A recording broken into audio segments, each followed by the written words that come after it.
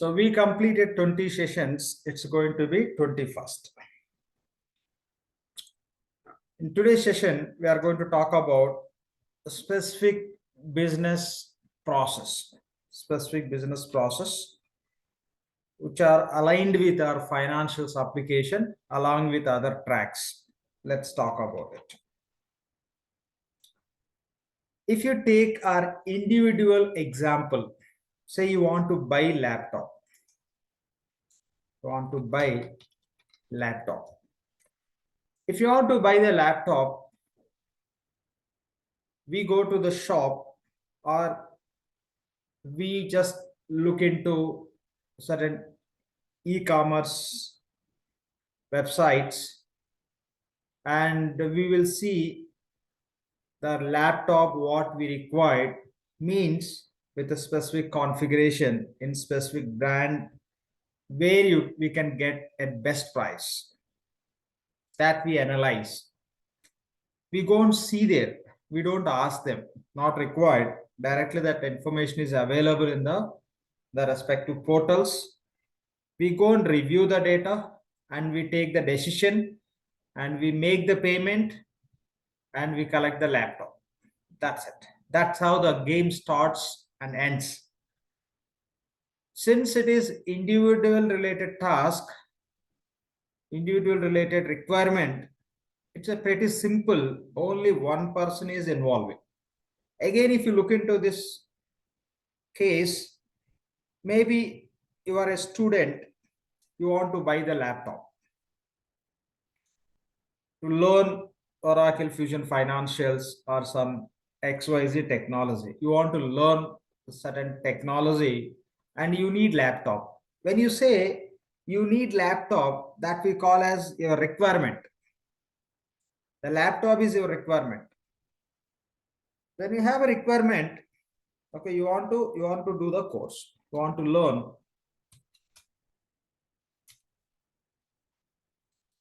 Let me remove this buying laptop. You want to learn Oracle Fusion Financials. So this is what you planned. You want to learn Oracle Fusion Financials. Now you need laptop. You need laptop. So you need laptop that we call as your requirement.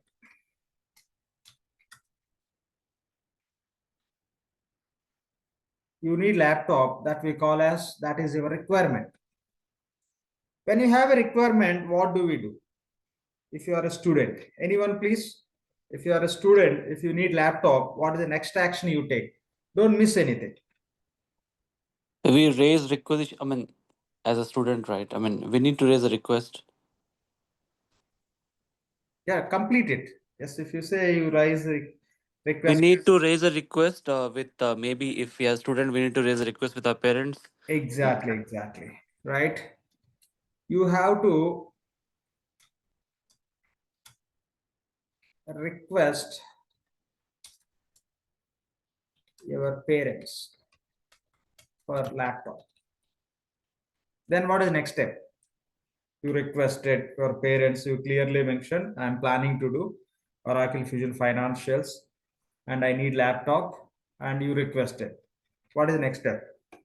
So parents will evaluate the requirement if it is really required, and then probably they will look for the suppliers who can offer the laptop at the best rates. Yes, true, agree, but let's take in this way. So you have to get the approvals from parents, right? Yes. You have to get approvals. Approvals means, okay, you go ahead and purchase. Yes, we will arrange the funds. You have to get approvals from your parents. They have to say okay to that requirement. What you are asking, they should say okay. Of course, if they say no, still you may purchase with other source support since you need laptop, but that's a different story. Once you get approvals, then you'll start making inquiry. Generally, you go to Amazon or XYZ portals, e-commerce websites, there you will look into the price, etc. I'm not taking that example. So I'm just going with a very, very traditional approach where you visit few shops because you are in Amirpet. Many shops are there. So directly you can go to Amirpet. Few shops that we call as, you go to each and every shop, you will say, I need Dell laptop. This is a configuration I required. You'll give the configuration requirements. You ask for the price that you call as, you request for quotation. You request for quotation. Okay, you request for quotation. You'll go to different shops. You ask those guys to give the quotation, which laptop, I mean to say which brand and what is the configuration. You request for quotation. Request for quotation, RFQ. Say you visited 4 shops. From 4 shops, you request for quotation with price and other specifications, and you received quotations. You requested. When you request, will they give quotations? Yes. So you received,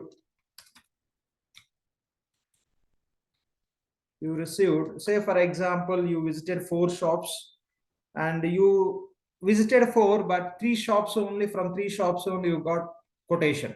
Other shop, you got a update saying that they don't have any stock. So only you got 3 quotations. You visited 4 shops, but you could not get quotation from 4 shops, only from 3 shops.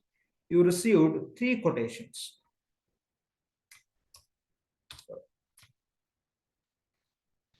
You received 3 quotations. So forget about Amazon XYZ online purchases. Okay, what we need, how we need, we have to take example. Now, what is the next step you will do? Please, you please tell me, anyone please. Don't get bored with this. This is how you have to understand. Once you clear about it, next step will become pretty easy. No new game. Make a choice Those between three quotations. Sorry? Make a choice between 3 quotations. Yes. What is the best? Yes. Okay. So you received 3 quotations, but you are not expert. You are not expert in purchasing the laptop. Now you'll go to home. If you are staying in the room, hotel, hostel, etc., you go to your hostel. You ask the people saying that, hey, just this is my just plan. I want to buy the laptop. These are the quotations I received. Could you please look into these quotations? Then the experts can suggest, better you can go with this brand. This configuration is great configuration. Price also, makes sense. So that's how they give the suggestion. So we means the 3 quotations what we receive. If you are expert, if you are good enough to go through that quotation information, because first time in your life you are buying the laptop, you don't know much about laptop. That is the reason you may take suggestions from the expert who knows better than you. So you are somebody, you take somebody help to look into those quotations. Means what you see. So which brand, what configuration, warranty, guarantee, XYZ, etc., price, all these points, you or your friend should look into that quotations. That process we call as quotation analysis. You do quotation analysis. You, in the sense, you and your friends are your people. What does it mean by quotation analysis? The quotations what you received from the shop, that you guys are going to analyze. Okay, 3 quotations we received. Here this quotation says this configuration. I ask for this configuration. The configuration is slightly different or same. The price is different. 3 shops, from 3 shops you got 3 different prices, but there is a slight difference in the configuration, or there could be some other specifications could be different. So that looking into all the details, that you call as quotation analysis. The quotations what you received from the shop, you are analyzing those quotations, that you call as quotation analysis. So after that, after analyzing the quotation, you'll draw the conclusion. You come to the conclusion saying that maybe you may come to the conclusion if you are expert, otherwise somebody can suggest you or advise you what could be the best quotation. That's how you choose the best quotation.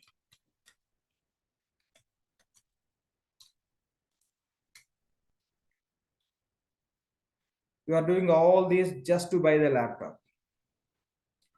You choose the best quotation. Okay, you identified the best quotation. Now you have to get the funds.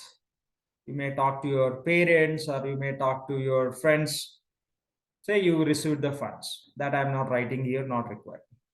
Okay, you identified best quotation. You choose the best quotation. You have to choose.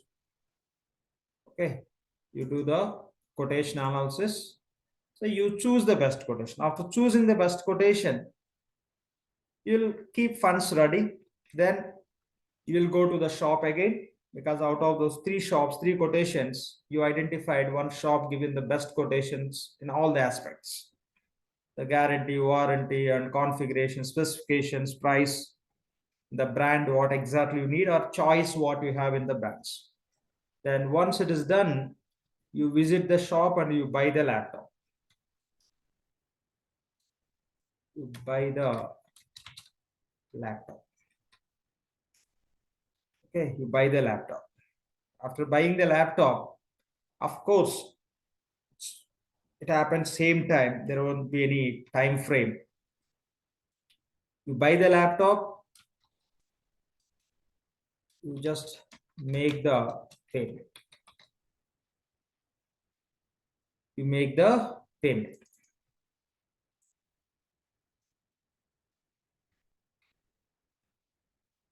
You make the payment. You buy the laptop, you make the payment. So this is a complete story. So what we can understand from this entire story, the entire process is triggering with a requirement.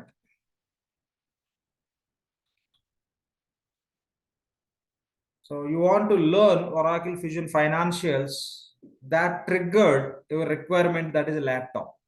I'm not calling Oracle Fusion Financial as a requirement. Okay, that is also requirement, but that we are not taking into consideration. So simple. You were required because of the reason of you want to do this course, you got a requirement, that is a laptop. Or else let me write here for better alignment. Next step. So you got a requirement and you gone through the various steps. You got a requirement and you just raised your requirement to your parents.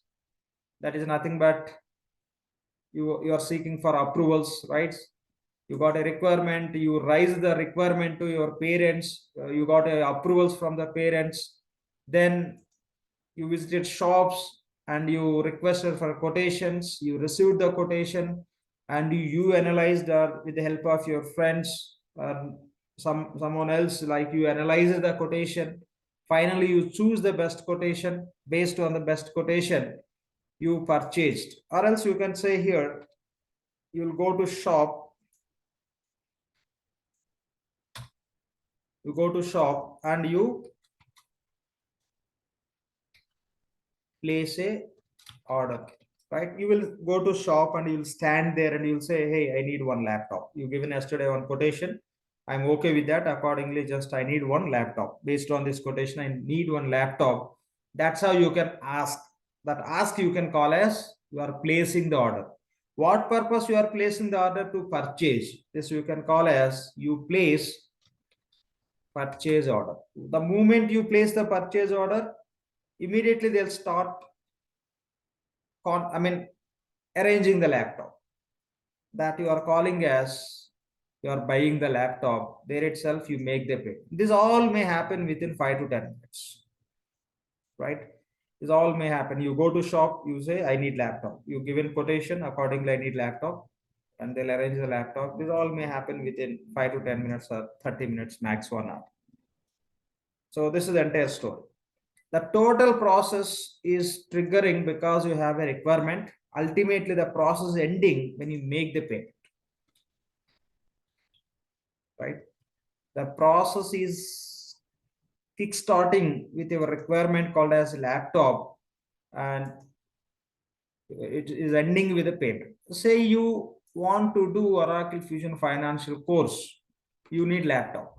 Already you have laptop, you no need to go through this process. Very simple. That means the requirement triggered because there is a demand from your side. There is shortage from your side, right? You want to do this course, you need laptop. You are checking whether you have laptop or not. Laptop is not there, then you have to buy. Yes, already you have a laptop. Now there is no requirement. There is no process which you have to follow to buy and all. That means when there is a demand, then there could be requirement, or else there may not be requirement. If there is any demand, same time if there is any shortage, here demand is laptop, shortage also laptop. Laptop is required, laptop is not there. Laptop is required is demand, laptop is not available, shortage. Laptop is required, laptop is available. There is a demand, there itself supply also, there is availability. So, but in our case, what we are taking is there is a need of laptop, but laptop is not available. We want to buy. So there is a requirement. Same time, there is shortage, unavailability. That will trigger this entire process. So when there is a requirement from your side, if that is not available with you, you have to trigger the process to buy it, and you have to follow all these steps. Who are doing all these activities? Only you. Mostly you. Here and there, your parents are involving to give the approvals, to help you with the money. And other side, maybe your friends are helping you to do the quotation, but primarily you are the one who are initiating and ending this entire process. If you take the same example in case of company, if you take same example in the company, how it can be routed, how it can be executed, we have to understand. That is very, very important. Okay, that is very, very important. In case of company, in case of you, if you need something, what exactly you have to do, that we discussed. If the same activity is going to perform by company, entity, organization, what exactly they will do, we'll see. Okay, what exactly they'll do, we'll see. Here as individual, we are only one, but as a company, there will be different departments to execute the same process. Different departments. And everything what they are doing, they have to capture very, very detailed level in their books or in their system. Okay, in their system. So let's look into that. So first,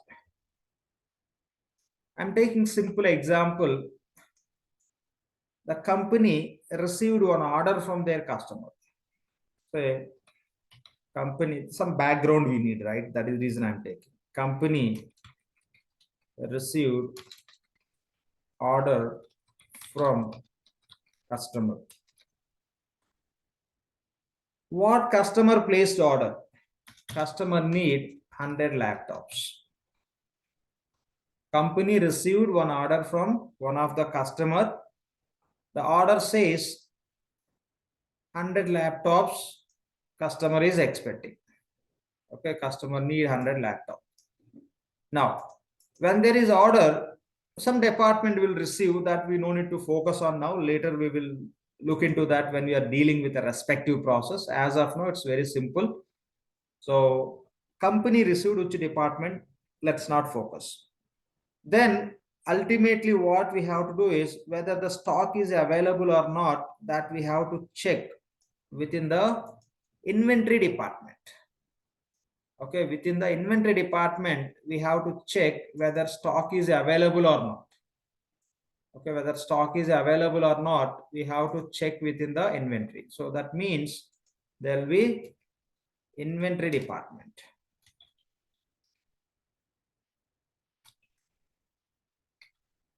Okay, here is inventory department.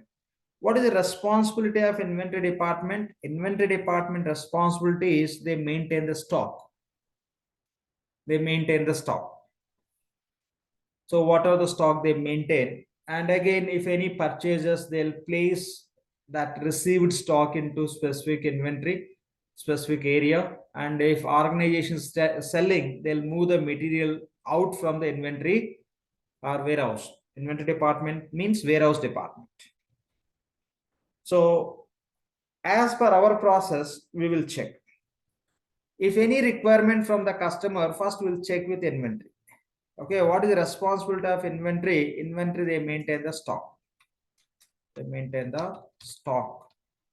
Now, if there is any requirement in the organization, if there is any demand, if stock is available, that is okay. We know we can sell to the customer. But if it's stock, we took example, you need laptop, you have a laptop, no worries. You need laptop, but you don't have laptop. Then the story starts. In the same way, one customer is asking for 100 laptops, and we have to check within the inventory department. And if stock is available, okay, we can supply to the customer. If stock is not available within the inventory department, what they will do? They record it as they need they need 100 laptops. We took this example also. Since laptop is not there, so you request your parents for laptop. In the same way, inventory department should create such kind of request. Okay. So within the inventory department, if there is any shortage for the 100 laptops, the inventory department is responsible to raise the purchase requisition. Inventory department should create, they'll create purchase requisition, or else purchase request, you can say. Okay, we are using the standard terminology what we should use. Okay, requisition, purchase requisition, PR.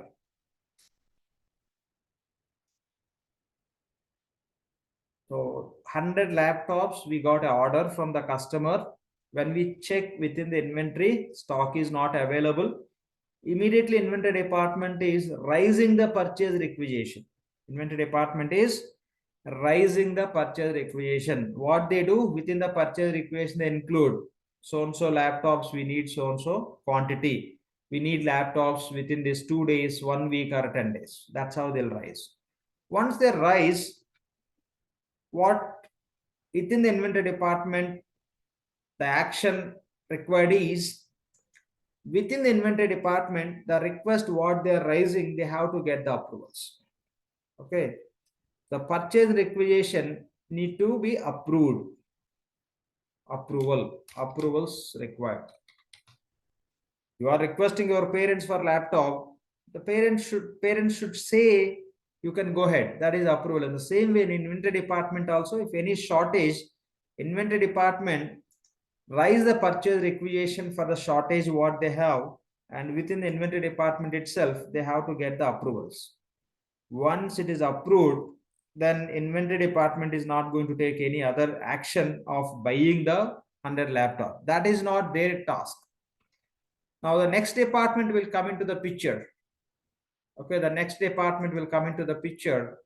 So that department, okay, 1 second, copy this. Okay, next department will come into the picture. So that department is purchasing department. Okay, purchasing department.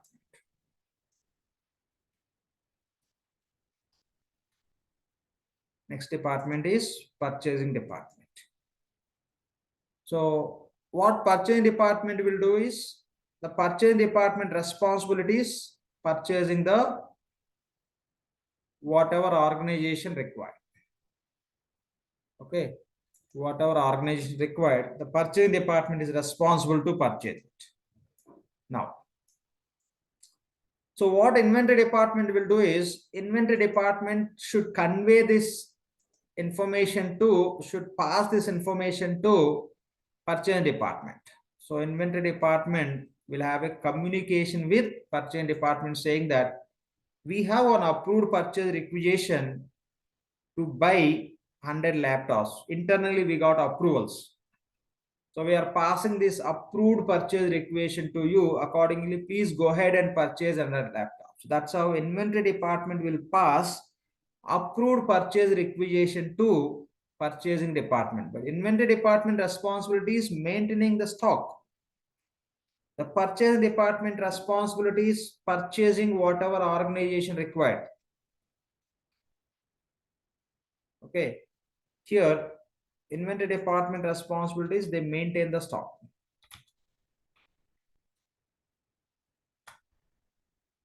They maintain the stock. Or else simply you can say stock management. Just they manage the stock. Whatever they have, they'll make a note, they'll maintain. If any inflows, anything we are buying, they'll receive and they'll keep. Anything we are selling, they'll pick and they'll send. So that's how we can say inventory department responsibility is stock management. They do the stock management. If any shortage, they'll raise the purchase requisition. Internally, they have to get approvals. Once purchase requisition is approved, they'll pass the purchase requisition to purchasing department. Purchasing department. Now, purchasing department will take the initiative to buy the laptops. In some companies, along with the purchasing department, there will be one more department. Let's go more deeper. Later, we'll separate how we really require, how it happens. That also we have to understand more deeper. So here, sourcing department would be there. Let's take what we have to understand. We'll understand when we talk, how we should talk. With that also we'll discuss. For now, we'll go detail. There will be sourcing department.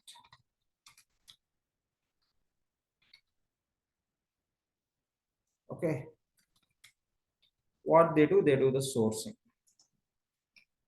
You'll understand what does it mean.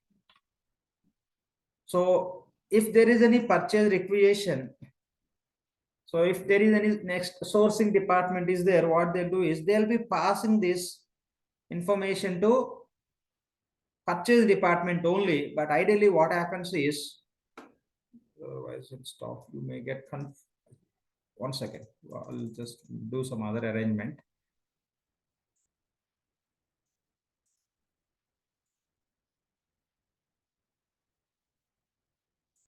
One sec. This you take as a purchasing department.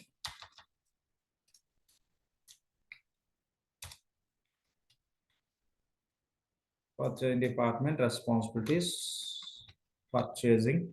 They help in the purchasing process, maybe purchasing goods and rendering the services or spending the expenses, whatever it may be.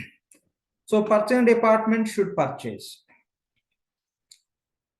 So this purchase requisition, okay, the purchase requisition will come to purchasing department. Based on this purchasing department, I mean, based on this approved purchase requisition, what purchasing department should do is they have to request for quotations. Purchasing department will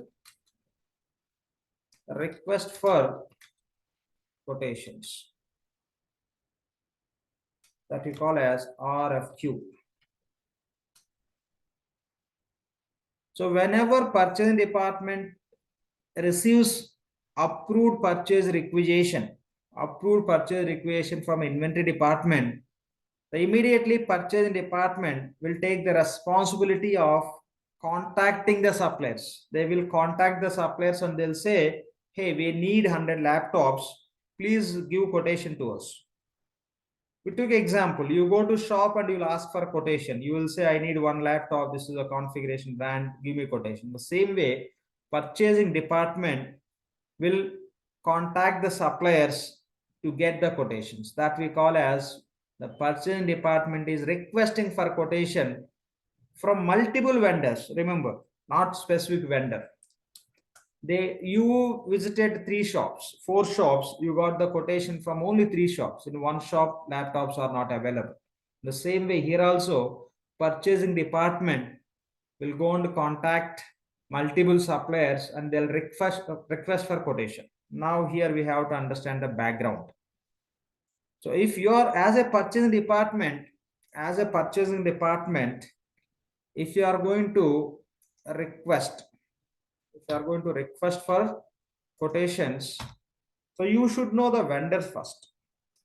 For that reason, there will be separate department. In some companies, this all activities can be handled by purchasing department, but we'll go deeper so that we'll have a proper clarity of understanding how that story runs.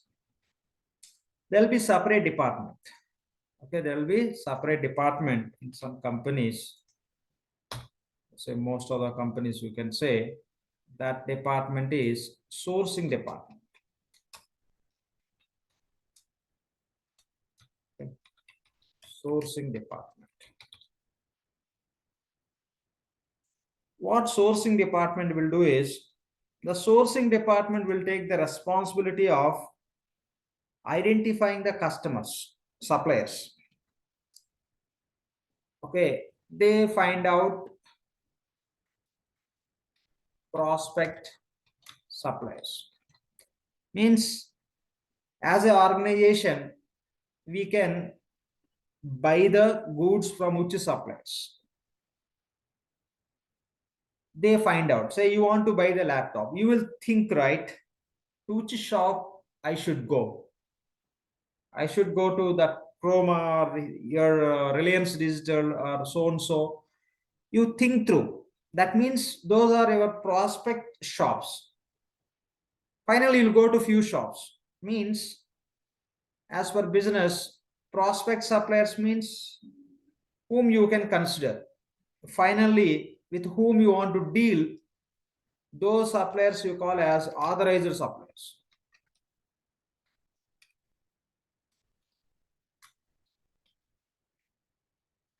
The sourcing department responsibility is they will identify, they'll think through who are the prospect supplier from whom we can purchase. Okay, these are the 10 sub organizations we can choose as a suppliers. Again, they do further evaluation, they'll talk to them, they'll negotiate the price, credit, etc. Many other things, how they are flexible, what capacity they have to supply, can they supply if we say I need today itself, tomorrow also.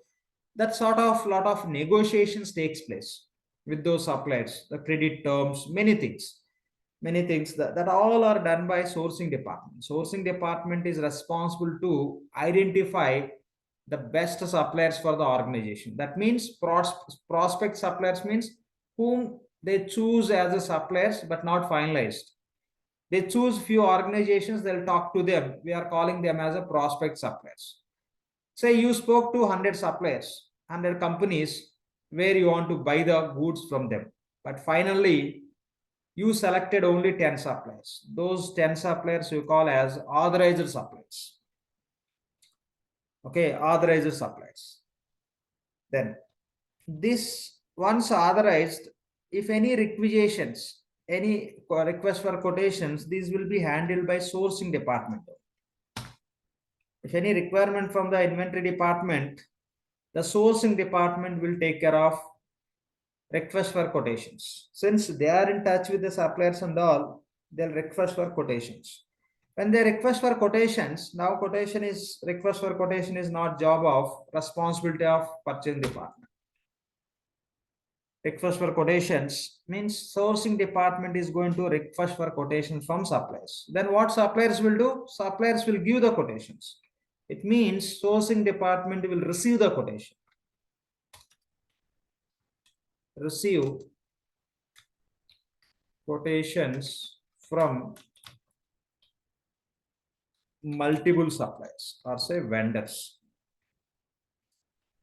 Because here request for quotation, say our sourcing department is requesting quotations from 10 suppliers.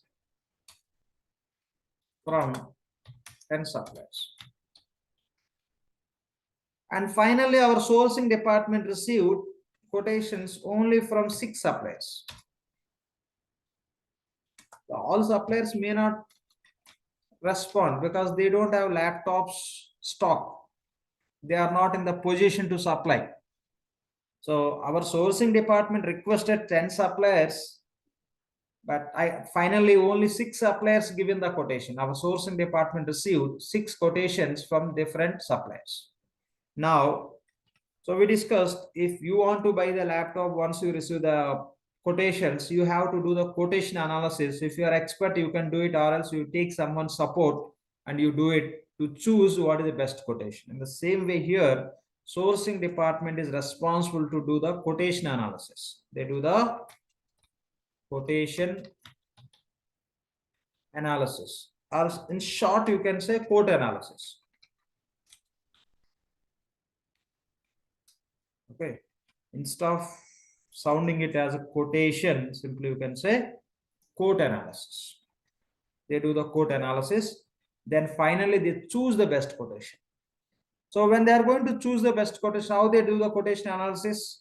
As an individual, only few things you can check. If you go to shop, if you get the quotation, primarily you will focus on price. Rest is what configuration required. Mostly you get quotation based on your configuration requirement.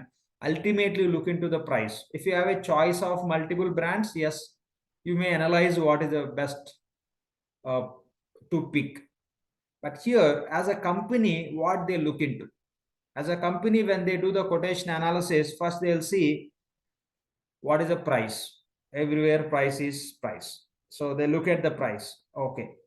So when you look at the price, say different suppliers given the different price. One supplier given the price for the laptop, say 50K. Another supplier given the quotation for 55K. Another supplier given the price for 52K. Another supplier given the quotation for 49K. Of course, we took example 6, but take here 4 quotations. So these are the different prices, or else 2 suppliers given 50K, 2 suppliers given 55, remaining 2 suppliers they given 52 and 49K. Now you are doing the quotation analysis as a sourcing department. Are you going to pick the quotations? Are you going to choose the quotation based on the price? No, not only the price. You have to look into other parameters. The supplier who is offering the laptop at 50K, that supplier is saying the supplier is ready to give 1 month credit time, 1 month credit period. Supplier is saying you can get laptop from me, I can supply, pay after 1 month. So here the person who is offering laptop at 55, the company supplier, they are saying you can pay after 6 months. Pay after 6 months. Here 52 saying you can pay after 3 months. And 49 they are saying pay immediately. Pay immediately. Now organization again they look into all these points. Okay, which one they have to choose? If they have a funds, they may go with immediate, price is very less. They don't have funds, and what are the funds they have? Without spending that, they are getting opportunity to do the business by choosing 55K. So within 6 months time, what are the funds they have? They can rotate. They may do great business, and that they may think through. That's how the sourcing department they analyze all these points. Who is giving the best price? Always best price is not best price. Best terms and conditions also. So supplier is saying 55K, but you can pay 6 months. Within the 6 months, the same money what they have to pay to supplier, they can keep with them. With that, they may do good business. They'll think through all those aspects. That's how they take the wise decision. Finally, they choose what is the best for them, that quotation. What we feel as the best that they may not choose. What works well for them that they will choose it. They may choose first one or second one or third one or fourth one. It all depends on the organization. So finally, what sourcing department will do? They'll choose the best quotation.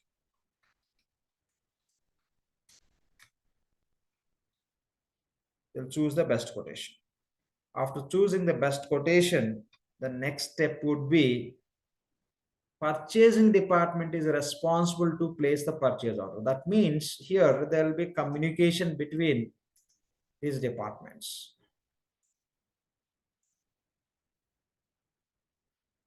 Here I'll just let me view way.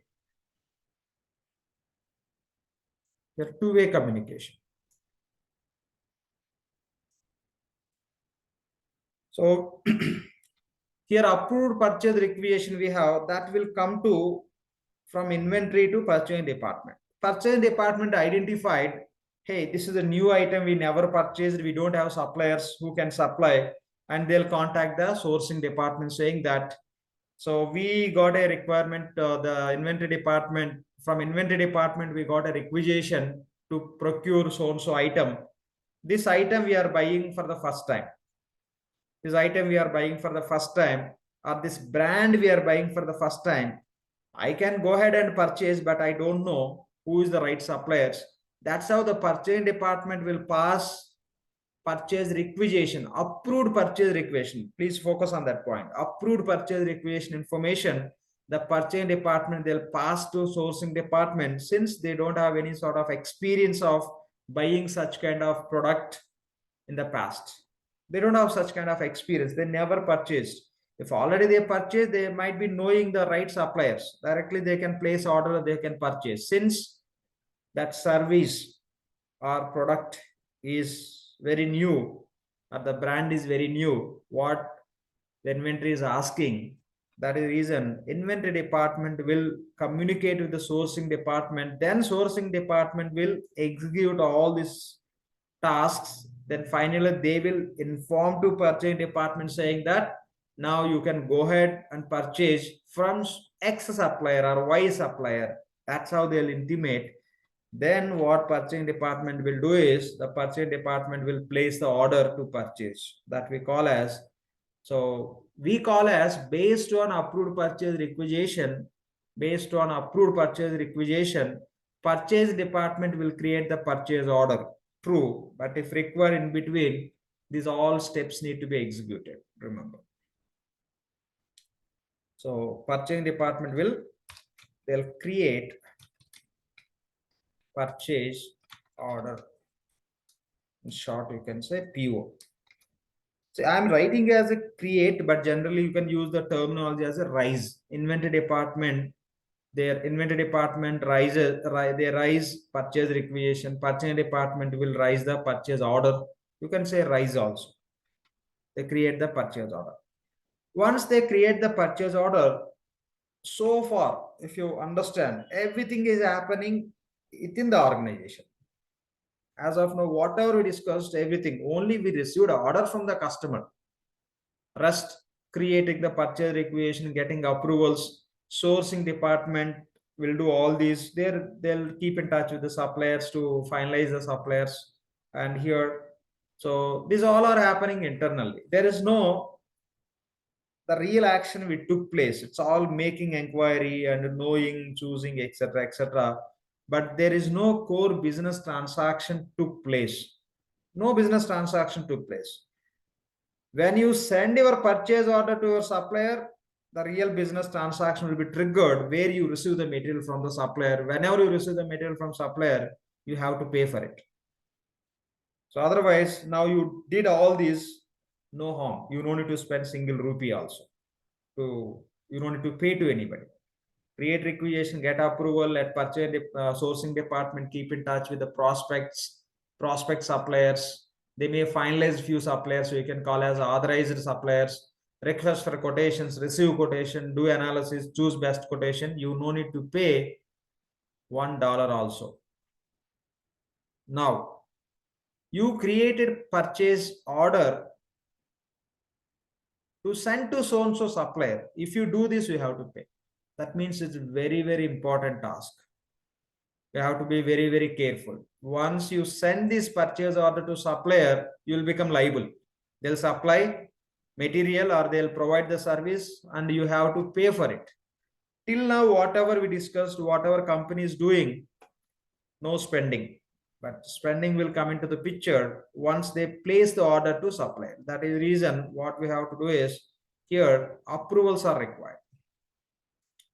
So when you are placing the purchase order, you create the purchase as a purchasing department, they'll create the purchase order, and that purchase order need approvals. The purchase order need approvals because within the purchasing department, the authorized person or a designated person need to approve. Okay, within the purchasing department, there will be buyers, there will be managers, there will be department heads, etc., depending on organization. So who is authorized? Again, the purchase order may be for $5,000, $10,000, $1 lakh, or say 1 million. Depending on that, who has what level of authority, accordingly the respective, the designated person should approve. But ultimately what we have to understand is when purchasing department creates purchase order, that need to be approved within the purchasing department by designated person, means specific person who is authorized. So once it is approved, then the purchasing department will send purchase order to supplier. Here will create purchase order. When purchasing department creates the purchase order, within the purchase order itself, you will include the details. You will include the details. Please write everything. Write everything. Here they'll include who is the supplier and what item we require, means what material, what stock, like laptops, what item we required, how much quantity we need, and what is the price, at what price you are placing the order, and to where supplier has to send the goods, that we call as shipment details. Where supplier has to ship, shipment details means where. Okay, to where supplier has to send those goods, to where supplier has to send, that we call as shipment. Please write everything. Then again we'll specify when supplier has to send the goods. We are creating the purchase order and we are approving, we are sending the purchase order to the supplier. Once supplier will look into these details, supplier should be able to find out what item, how much quantity, what price, to where the supplier has to send that, when supplier has to send those goods to us, and all the details, even the payment terms. So payment terms, when we have to pay to the supplier, that supplier will tell us. We'll have a terms and conditions. As per terms and conditions, you may have one supplier. Whenever you buy from the supplier, you have to pay within 1 week. 1 week could be the payment term. You have another supplier. Whenever you purchase, you have to pay immediately. No credit. You buy today, you have to pay today. Other supplier, you may have like 1 month. One supplier you may have, sometimes that supplier you have to pay immediately, sometimes you have to pay within 1 week, or sometimes 1 month or 6 months or 1 year also possible.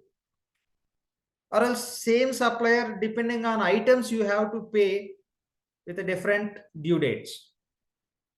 If item is A, you have to pay immediately. Item is B, within 10 days you can pay. Item is C, you may pay within 1 month.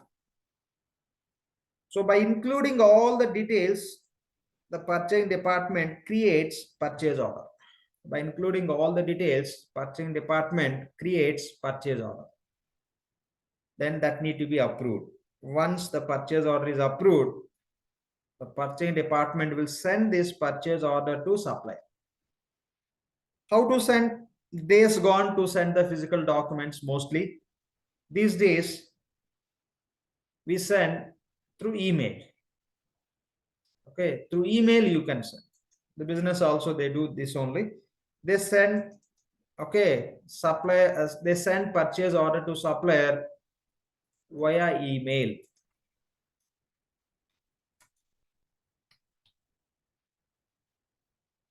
sorry. Okay, via email. They'll send. So they send purchase orders to supplier through email. Once supplier will receive, let me just put the note numbering here so that it will be easy. Otherwise, how we are driving, that creates confusion. First, you create the purchase requisition, you get the approvals. So then that will come to purchasing department. Okay, that will come to purchasing department. So if purchase department can have a complete information to buy, then they'll create the purchase order. We'll take the case, even it is coming to purchasing department, they don't have any approved buyers for the so and so item, etc. So then next step would be the sourcing department will work on finding the suppliers. Means they'll start finding, that we call as they identify the prospect suppliers with whom they can do this kind of trading, buying. So that you can say third step. Then they may identify 100 suppliers, and finally they may finalize 10 suppliers. Whom they are finalizing, we call them as a authorized suppliers. Then next step, they'll just request for quotations. They request for quotations. Then suppliers, they'll respond to give the quotations, that we call as receiving quotations.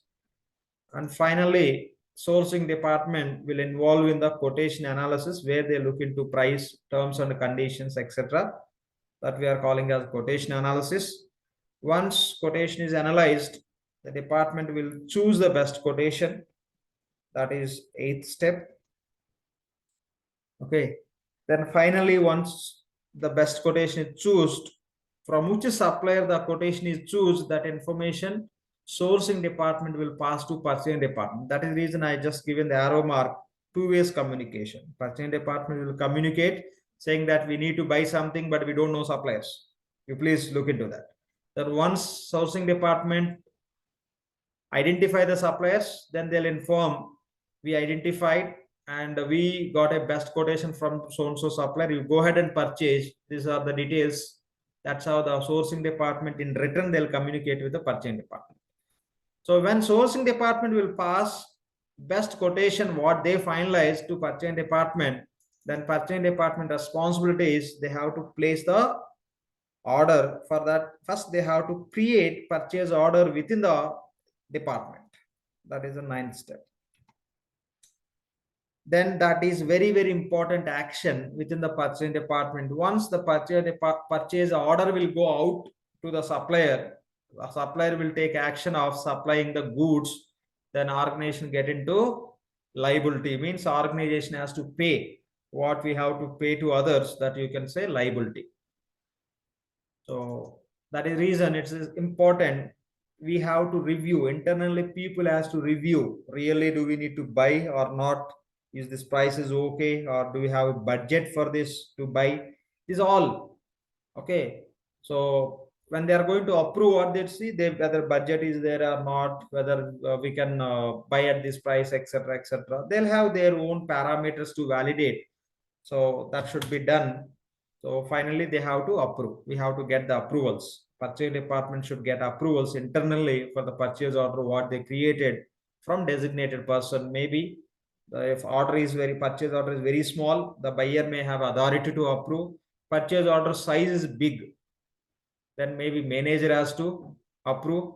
If order size is very big, maybe the procurement department head should approve it. Okay, or else still it is very big, it may go to higher management also. That's how finally it has to be approved. Then the purchasing department will send this order to supplier via email, mostly 99%. Still, if somebody is sending the physical copies, etc., that's okay. That's a different story. Ideally, it is through email. One supplier will receive, what supplier will do? Supplier will look into all the details and when we are expecting, where we are expecting, right? When we are expecting, that we call to where we are expecting, that we call as shipment location, shipment details. And when we are expecting, that you can say shipment date, when we are expecting the shipment, when we are expecting the goods.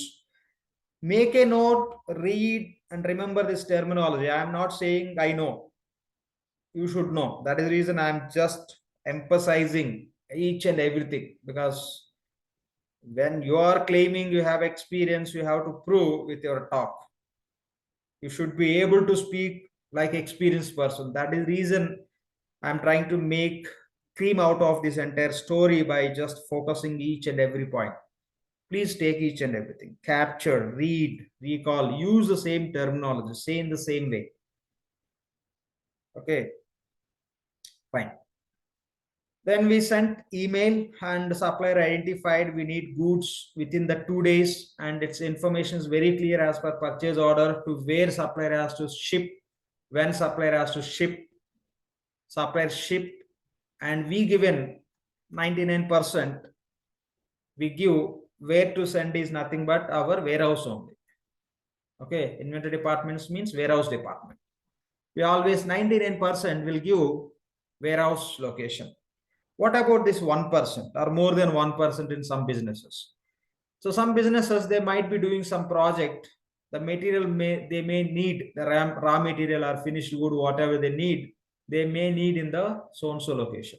So that sometimes, so where supplier has to ship the material, that may not be inventory location. It may be your project site location. Say a company into constructions. So wherever construction is happening,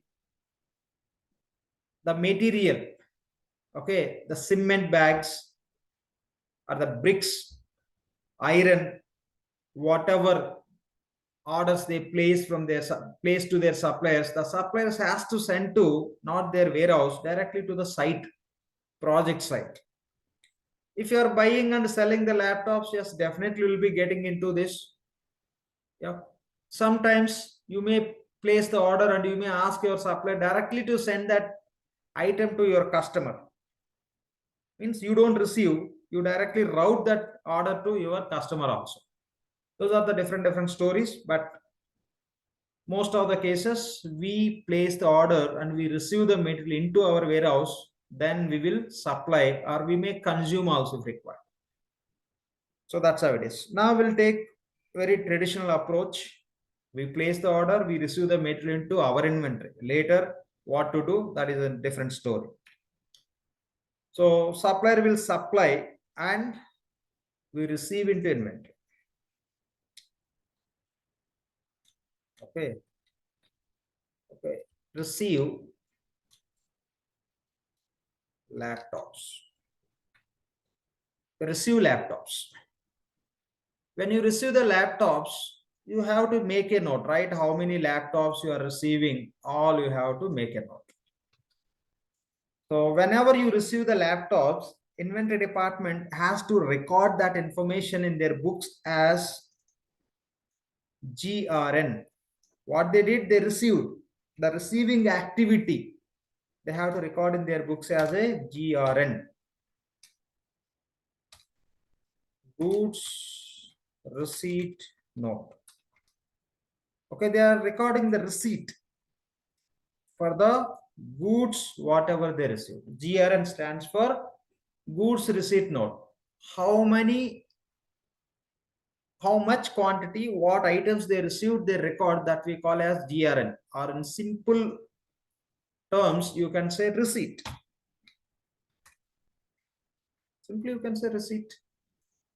Since the receipt is goods related, we call as a GRN. That is a terminology they use in the warehouse process. You can say simply receipt. When you say receipt, it could be cash receipt, it could be goods receipt, it could be some other receipt also. That is reason to give more clarity. Simply you can say GRN, we call it. This is a receipt. It's all about goods related receipt. It says how many goods received from which supplier. Okay, how many means we have quantity.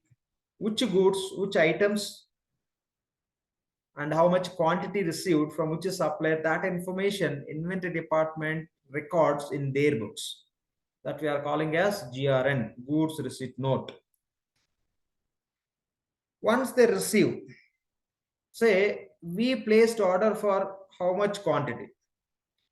So we placed order as per our example, say 100 laptops.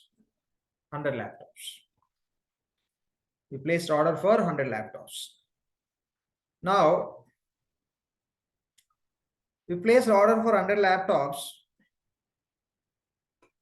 and we received 100 laptops. When we receive, what inventory department will do is, the moment they receive, they may conduct the inspection. They conduct inspection. They don't accept everything blindly. They do the minimum inspection wherever applicable. So whether they do the inspection for laptops or not, let it be. I'm not talking about specific. Try to understand the process what organizations follow. So for which items inspection is mandatory, for those items definitely they inspect. Even if they are buying sand also they inspect. They see the quality of the sand. So that's how it is. They conduct the inspection. Now take example of laptop. They received 100 laptops. They conducted inspection. Okay. And they identified, through inspection, they identified one laptop got damaged. It may be during the transportation or doesn't matter. So one laptop got damaged. Then that one laptop, they have to send it back to supplier. So they conducted inspection. So since 100 laptops we received, okay, 99 laptops they accept, one laptop they reject. So they did it. So through inspection they identified 99 laptops passed that inspection check, and one laptop not passed, there is some damage or issue, and they reject it. Now the rejected one laptop, inventory department should send it back to supplier. That activity, sending the laptop back to supplier, we call as, what we did, we purchased, we are sending back, we are returning back, that we call as purchase returns. The inventory department will perform purchase returns.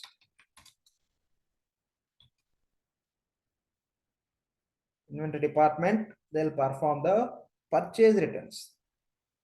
How many laptops? One laptop. They'll return one laptop. They'll return one laptop. So that's how it is. Now, hope everything you are capturing. Okay, hope everything you are capturing. Sometimes what I write in the spreadsheet, I'll remove also. Okay, if you are expecting you will get spreadsheet as this, yes, you will get as this. Sometimes I may remove once we discuss, if it is not very important information to keep in the spreadsheet all the time. My expectation is always will be capturing the data. Okay, don't depend on this after all spreadsheet what I'm writing. You depend on the powerful notes what you are writing. Now we received and we returned also one laptop. 99 laptops we accepted. Now I'm removing this. This already discussed. I requested also to write. Fine. Now next point. We received, we placed order, and we received laptops. Everything is cool. Now supplier is not cool. Supplier is very hot.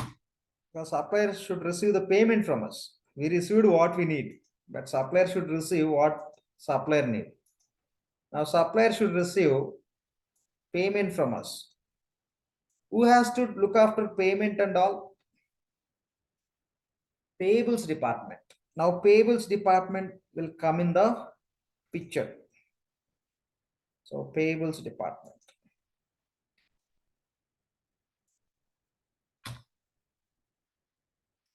The next department is payables department.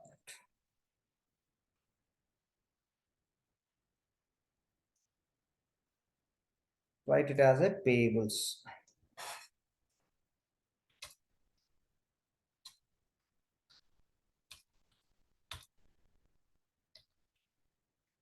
Okay, payables department. So what is the role of payables department? Payables role is processing the payments. They cannot process the payments blindly. If some supplier is giving invoice, they don't pay. What they have to do is they need information from purchasing department and inventory department saying that, so what purchase orders they placed, against the purchase orders, how much goods they received. Say a simple example, you placed purchase order for 100 quantity, but received quantity is only 50. Now you have to pay for 50 only. You should not go blindly with the purchase order. Otherwise, if supplier is giving invoice, you should not record in the payables department and you should not pay. Always you have to cross check with the purchasing department as well as inventory department. So what is the purchase order? How much quantity? What is the price? Okay, 100 quantity, so and so price. Have you received 100 quantity or not? If received, then only you pay, otherwise don't pay. That's how it is. Okay. So now what happens is, so the purchase department will pass the information to payables department saying that we placed purchase order to so and so supplier, that supplier supplied the goods and we received. Now you make the payment. That's how the purchase department will pass the message to payables department. Okay, they'll pass the message to payables department. Fine. So the communication is inventory department is passing approved purchase requisition information to purchasing department. If they have a supplier's information, directly they'll purchase. If they don't have a like authorized suppliers to supply so and so item, immediately they'll inform to sourcing. Sourcing will initiate the process. Finally, they'll identify the supplier, they'll choose the quotation, they'll pass to purchasing department. The purchasing department will initiate the purchase order and approvals. They'll send purchase order to supplier. Supplier will respond, or organization receives, they conduct inspection, and if required, they'll reject. That we are calling as purchase returns. Now the time is to make the payment. To make the payment, so you need information to whom to pay, how much to pay. So when you get that information from purchasing department, you need detailed information. So what purchase order says and what GRN says also. Blindly you don't pay based on the purchase order. You may place the purchase order for 500 quantity, you may receive only 100 quantity. Now you have to pay for 100 quantity, not for 500 quantity, because you have a purchase order with 500 quantity. Only you pay for what you received. It could be goods or services. Now, purchase department will pass the information to payables department saying that I placed so and so purchase order, against that this much quantity of goods received. So here is the purchase order number. Here is the GRN number.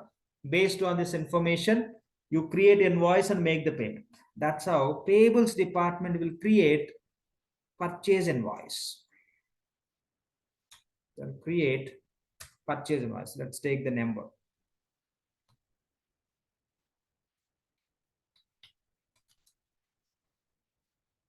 They'll create the purchase invoice. They are creating the purchase invoice based on the PO and receipt information. Please make a note. They are not creating blindly. They are creating purchase invoice based on purchase order and purchased received goods. Based on purchase order and received goods. We'll understand when you're working on this process. I'll add few more points. For now, this is what we have to understand. Okay. Always they'll consider GRN. Sometimes they may not consider also. They may not consider, right? We'll discuss those. For now, take this point. So payables department is creating invoice called as purchase invoice based on purchase order and GRN information. Okay, when you say GRN, here 100 quantity, but one quantity you reduce, here 99 would be there. So purchase invoice. After creating the purchase invoice, within the purchase invoice, what information payables department will record? Please make a note. All the time I'm telling, please make a note. Certain data I may remove. So they will record who is the supplier and what is the supplier address and amount, how much we have to pay. When you get into the system, few more details will be added. Those are little technical, system related. If I explain here, you'll get confused. Forget about what system client is using, how it runs, we have to understand. And within the purchase invoice will record how we are going to pay. How means that we call as payment method. Whether you are going to pay through check or electronic, etc., etc. Payment method, how you are going to pay and when you are going to pay. Nothing but payment terms. You can say due date. Okay. And here address we will have and where we are going to send the payment. Where to send the payment. Supplier will inform us. Okay. And other detailed information will capture within the purchase invoice for how much quantity, price, right? Because when you deal with your purchase order and GRN, you will get quantity information and price information. Based on quantity and price only, the amount will be derived. But just to understand, as a part of purchase invoice, what primary data need to be included. And also we'll just mention accounts, etc. That the system will see. Now here you don't need to understand. It's more technical kind of thing. Means understanding the system is different. Understanding the process is different. So these are the key details the payables department should record as a part of purchase invoice. Who is the supplier? What is the supplier address? And the amount. And if you are going to pay through check, it is okay. If you are going to pay through electronic process, you need supplier bank account details also. Supplier bank account details. When you are going to pay through bank transfer, you are going to pay to supplier through bank transfer, then definitely you need supplier bank account details. Otherwise, how you transfer the funds?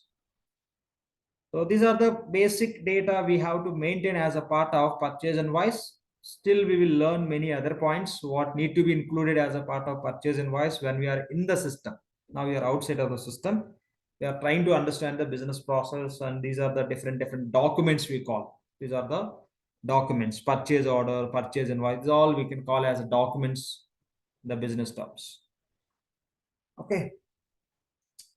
So these are the details: supplier name, supplier address, how much amount. Always amount will be derived based on how much quantity and price, and how to pay means payment method through check, electronic or cash, etc. When to pay means when, due date, that can be derived based on the payment terms.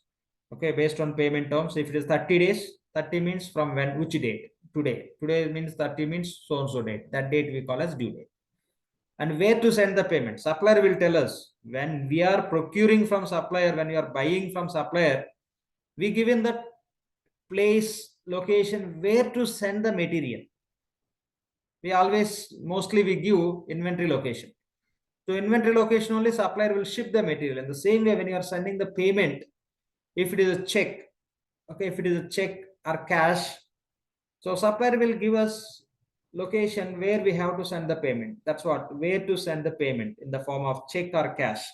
If it is electronic payment, they will provide their bank account details. Will include supplier bank account details within the invoice itself.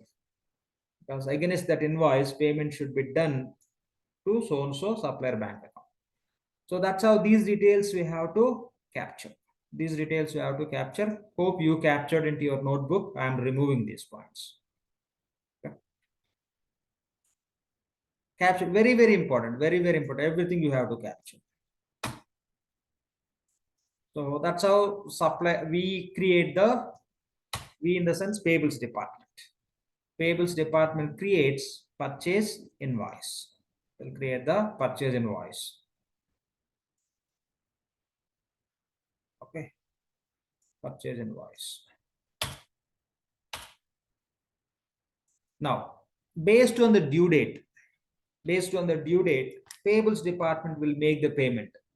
When we talk about making the payment by payables department, they may pay on time or before or after also. So if they are making the payment, let's write the payment. Next step is processing the payment.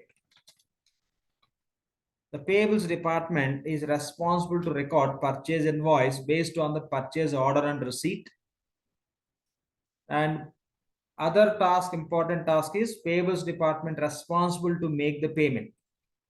When exactly they pay? There will be due date. Say due date for that invoice is so 25th April 2025. This is the due date. Now, when organization is going to make the payment, that totally depends by looking at that purchase invoice information. And try to understand, we get invoice from the supplier. We get invoice from the supplier. You get invoice along with the goods itself, or else first you will receive the goods, later you get invoice from the supplier. It depends. Okay. It all depends on your supplier organization. Mostly you get invoice along with the goods. Okay. You'll get that kind of tax invoice you will get from the supplier. Mostly you'll get the invoice along with the goods. Sometimes you may get invoice later. Sometimes you may get invoice first and slowly goods may come. Right? Invoice you may receive through email. Right? How supplier will send the invoice? Through email. How you send purchase order? Through email. The same way supplier will send invoice through email. Say today they shipped in the different city, immediately they'll send invoice to us, and goods may come to our organization after 2 days or 3 days, or after 1 week. Or if you are importing the goods from other country, it may come within 1 month also, but invoice will come today itself. Okay, that's how it is. So mostly you can say invoice we receive along with the goods, sometimes before, sometimes later also. Now goods you received, invoice you received as per invoice, payment terms are payment term says like you have to pay on 25th April, means there is a due date. Now when organization is going to pay, today is 23rd, due date is 25th. I may pay today also. Reason, supplier might be offering the discount to me. Supplier is saying you have to pay 25th, or else let me take this a different example to run through the story. So due date is May 25th. Today is April 23rd. So I have enough time, more than 1 month time I have in my hand. I can pay on time. But what supplier is doing is, anyway, as per the terms and conditions with the sourcing department, they given 1 month time, but they are in the need of money. So they can offer the discount to us. Okay, supplier can offer the discount saying that if you pay immediately, I will give you 10% discount, they may say. Okay, if you pay immediately, we'll give you 10% discount. Or else you have to pay within 30 days. If you pay within 1 week, I'll give you 7% discount. If you pay at least within 15 days instead of 30 days from now, I'll give you 5% discount. So this is how suppliers can attract us by offering the discount. If you have funds, if you want to avail the discount, you may pay also. So there is no discount, then why to pay early? You will pay on time. Sometimes you may not pay on time also. You may pay late. You have to pay May 25th, but you may pay May ending, May 31st you may pay, or else you may pay in June also. You will be keep in touch with your supplier saying that this time payment would be delayed, right? That you can communicate. If supplier is accepting, you may pay late. Here we have to understand one point. If we are paying early, we are getting the discount. If you are paying the late, you may have a interest, the penalty. Say you have to pay 25th May, but you are paying April itself. You may get discount if applicable. If supplier is offering the discount, you may get the discount. If you pay on time, yes, you will pay as it is how much you have to pay. If you are paying the late, supplier may charge interest also.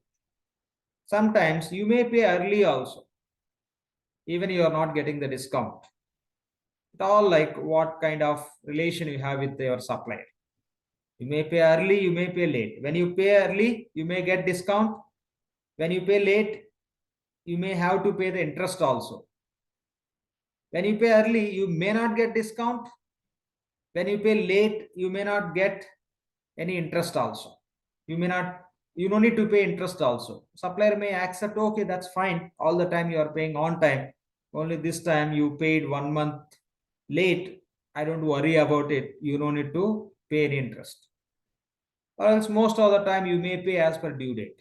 That's how the payment story, when to pay, right?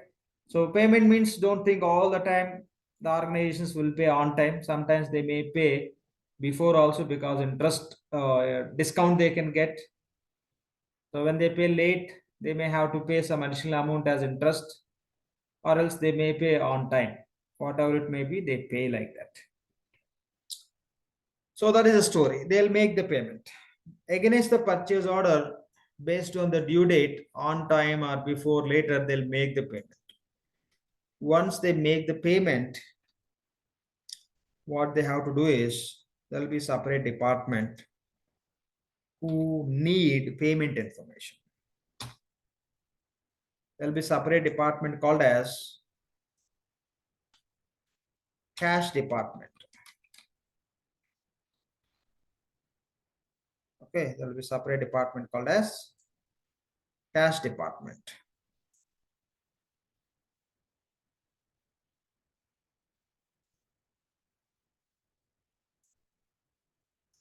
Separate department called as cash department. So what is the responsibility of cash department? Okay, the cash department primary responsibility is maintaining the bank accounts, very primarily. Okay, so primary responsibilities, maintaining the bank account, maintaining the bank accounts. You can call it as cash department, or else you can call it as treasury department also. Any term you can use. One second, let me add that. You can say treasury department.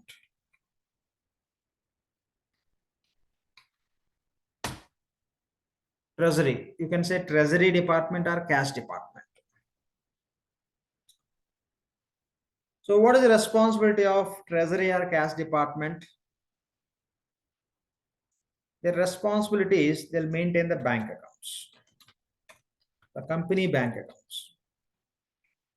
As an individual, you may have one bank account, or else you are working, you are keep changing the company may have a policy, we process a salary to only this bank account, etc. Because of that reason, you might be holding 2, 3, 4 accounts also. or else by default one account is enough, or else we have a plan like where you use one account for salary, other one you use for savings or investments, etc. You might be maintaining the two accounts. The same way, company also, they hold multiple accounts. As a company, with different reasons, they hold different accounts. Okay, even company is not interested to maintain many accounts. Banks are very interested to open multiple accounts for the companies. It may be company interest, it may be bank's interest. Ultimately, they will have a multiple bank accounts. Reality, when you do the implementation, will tell to the company. Sometimes when you talk to the when we are in the implementation, okay, when we are in the implementation, so we talk to the client and we'll come to know they are using bank accounts from 10 different banks. Okay, 10 different banks. From each bank, they may have one account or multiple accounts. I'm talking about 10 different banks. As a part of implementation solution, always we recommend to the client, hey, reduce number of banks. Reason, as a part of implementation, so there will be communication between our Oracle Fusion application and the banks. We'll try to reduce that communication so that the process will become more smoother. Okay, in many implementations, okay, we recommend to the clients why you are maintaining bank accounts with the different banks. You can proceed with the primary banks, with which banks you deal most of the transaction, which banks you treat as a very minor banks and less transaction you do better, you can stop or operating that accounts, so that here when you are using the Fusion application, so this is how you can optimize the process in terms of bank communications, that we always educate the client in terms of electronic payments and in terms of loading the bank statements, right? Then we need to establish the connection between the Oracle Fusion system and bank system. If they have a 10 banks, the 10 banks, we have to connect our Fusion application to send electronic payments and to receive the bank statements from the banker to load into the system and reconciliation. This statement is for advanced, don't focus on it. So all the ways communication should take place, connecting 10 banks and resolving the issues, and connecting to 2-3 banks and working on process, huge difference. To optimize this solution, always we recommend the client, better you can reduce the number of banks with whom you are dealing, so that your system, your Fusion system, no need to communicate with multiple banks for the purpose of electronic payments and electronic bank statements. That's how always we recommend to the clients. Okay, so that is a one point, let it be. Anyway, this we will discuss and we'll work on it, electronic and etc more detail level in the 100% job guarantee program. That is separate learning you have, no need to worry about, you guys. Fine. Here, bank account. The Treasury or cash department primary responsibilities, bank account. So along with the bank account, okay, they do some other activity called as bank statement reconciliation. At this point of time, we no need to focus. When we are working on the relevant application, we will focus on it. For now, you take the simple point, bank accounts they maintain, or else let's add it. Otherwise, it doesn't make sense to discuss additional important point. Their primary responsibilities, they maintain the bank account. Okay, they maintain the bank account. So I'll take step as a 17. And with the same bank account, they have to maintain the bank statements also. They have to look into the bank statement. They have to review the bank statements.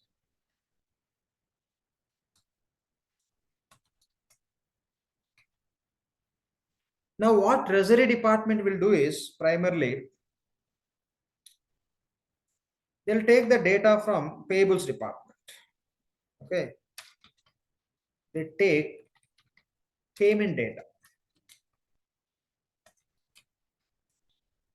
from payables department. Okay. They take the data from payables department and they take data, payments data. They take payment data from bank statement.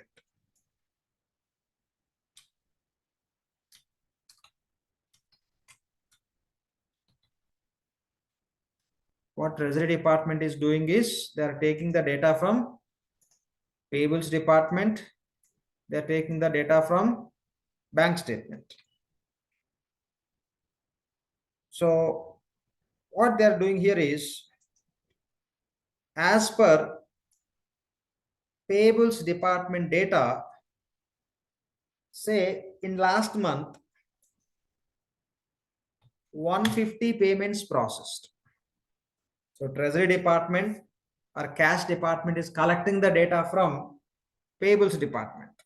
Collecting the data from payables department. Payables department giving the report to Treasury department saying 150 payments processed. 150 payments processed. And they are collecting the data from bank statement. As per bank statement, in the last month, only 120 payments processed.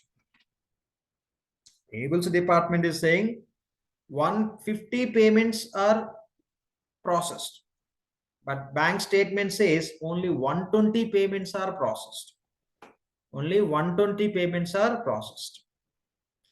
So why the difference between bank statement and payables department payment record? The Treasury department or cash department responsibilities, they have to make sure the payment information is matching between payables department and bank statement. As per payables department, 150 payments they processed. As per bank statement says only 120 payments processed. Now, if there is any difference between payables department and bank statement records, if there is any difference, that is not a crime. There should be justification for that. Okay, there should be a justification. Why there is a difference? That they have to find out. That should make sense. If they don't do that, the fraud can take place in the company. The guy who is working in the payables department, the person can issue the checks to their friends also, or someone else. So that is the reason here itself you have a control. You are not allowing somebody to record the invoice directly in the payables department. Invoice need to be recorded if purchase order and receipt information is available. That is a control. In fact, here also you'll have approvals. Okay, purchase invoice. When you create purchase invoice within the payables department, you'll have approvals. Again, it's a different story. If you are creating invoice based on the purchase order and receipt, approvals not required. If you want to create invoice directly in the payables application, yes, approvals required, because you are not creating invoice based on the purchase order and receipt. You are creating invoice directly in the payables department without PO and receipt. Yes, certain cases you create invoice directly in the payables where you never place purchase order. Take simple example, electricity bill. Do you create purchase order for electricity bill? No. Directly you'll get the bill. You have to record in your payables department and you have to make the payment. So such kind of invoices you need approvals. If you are creating invoice based on purchase order and requisition, already your purchase order is approved. Against approved purchase order you are creating invoice, anyway you have to pay, no option. So if in purchase order you are creating directly within the payables without matching to purchase order and receipt, then that need to be approved. If the purchase invoice, if you are creating directly in the payables application, approvals required. Remember this point. That's how happens. You are creating purchase invoice and payables. Is there any purchase order and receipt which is associated with this purchase invoice? Yes. No approvals required in the payables. No purchase order against this purchase invoice. Directly you are creating. Then you should be approved within the payables department. Then only you have to pay. That's how it is. And other way, as per payables department, you have 150 payments as a report. Payables department is saying last month we processed 150 payments. That is a report we received from the payables department. But as a treasury department, when you look into bank statement shows only 120 payments are processed. So why the difference? That need to be reviewed by treasury department. They can come to the conclusion saying that yes, 150 payments are processed by payables department, but only say those are check payments, for example. So only 140 checks are submitted in the bank, only 120 checks are cleared. Still 20 checks are in the clearing process. Remaining 10 checks with the suppliers. Supplier not yet submitted in the bank. How come those can be cleared and reflect in the bank statement? So 150 checks payables department issued to the suppliers. 150 checks issued to the suppliers. Suppliers received 150, or else maybe 150 payments we processed as per payables department. Few checks still may be in the transition phase, like transit. It is on the way to the supplier.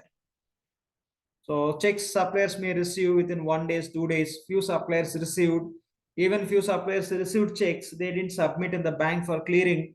Few suppliers they received, they submitted, those got cleared. Different stories. And you may identify you issued one check, but it is not yet cleared so far. Then your payables department may call to that supplier saying that we issued one check in the last month, but we don't see that you submitted in the bank for clearing. Supplier may say, yeah, we have still some time to submit, or else I'm planning to submit, etc. That they may communicate so that you can maintain good relation with your supplier. So by looking into these details, again within your organization also, you can just fine tune that data related to payments and to avoid the frauds, etc. Sometimes your payables department may report they processed 150, but your bank statement showing 250 payments are processed last month. Maybe extra 150, extra 100, maybe prior month payments got cleared in the last month. You got a report from payables department processed only 150 payments in the last month. But when you look into your bank statement last month, 250 payments are reflecting. So maybe like prior, before to last month, say February month. Feb month, whatever the payments you issued, those suppliers submitted in the March, those are reflecting. So that could be the story. Or else sometimes reality, as per payables department, 150 records are 150 payments are processed, but which is not there in the system. 2-3 checks issued outside of the system. That could be some fraud.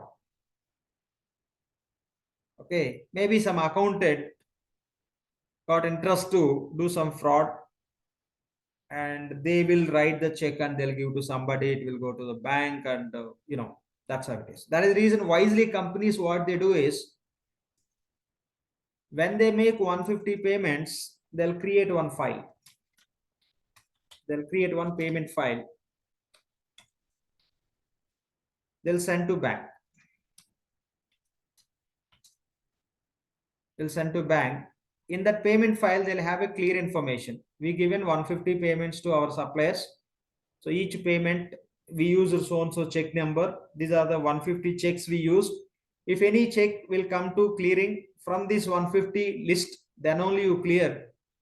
If any other checks will come, don't clear. That's how they will create the payment file that normally we call as positive pay file. It is very positive to pay to only to these checks. That's how the companies they do. Whenever they make the payment through system, from system, they generate this file that they'll send to the bank. The bank always will cross check if any check will come for clearing from the suppliers or some any party for that by referring that company name. Then they will open this positive pay file and they'll check if the check whatever they received for clearing, if that is there in this list, then only they'll clear, otherwise they don't clear. To avoid the fraud and all, the companies will follow this process. Now there could be one check, okay, which is reflecting in the bank statement, which is not there in this list. That's how they can identify. So that means ultimately what they're doing is they're cross-checking between the payables department payments report with the bank statement payments information. This process we call as bank statement reconciliation. We call as bank statement reconciliation.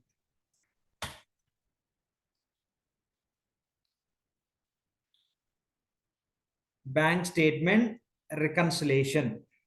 Simply you can call as BRS. Okay, bank statement reconciliation. So bank statement reconciliation means as per payables department payment record, payments report, how many payments are processed, as per bank statement, how many payments are reflecting.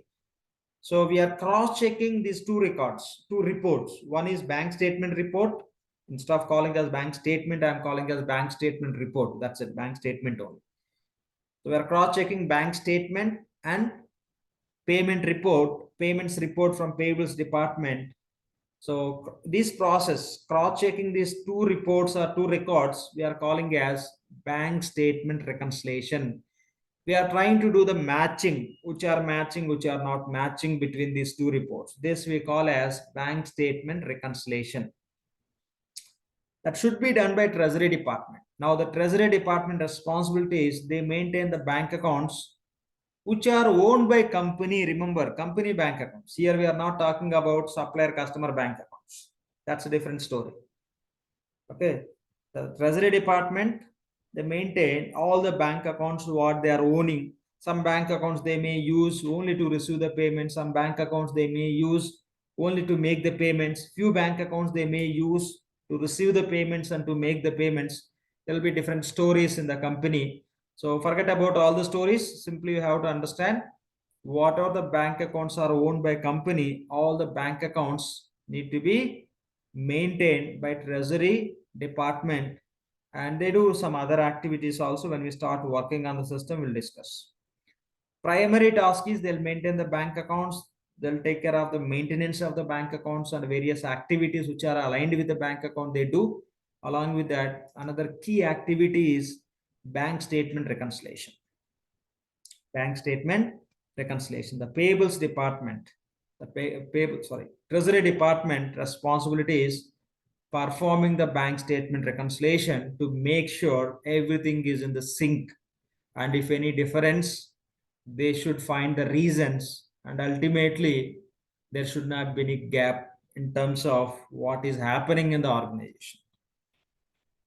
So to do the bank statement reconciliation, they need bank statement. Yes, the bank statement they get from the bank, and they need payment record. Payment record they need to get from payables department.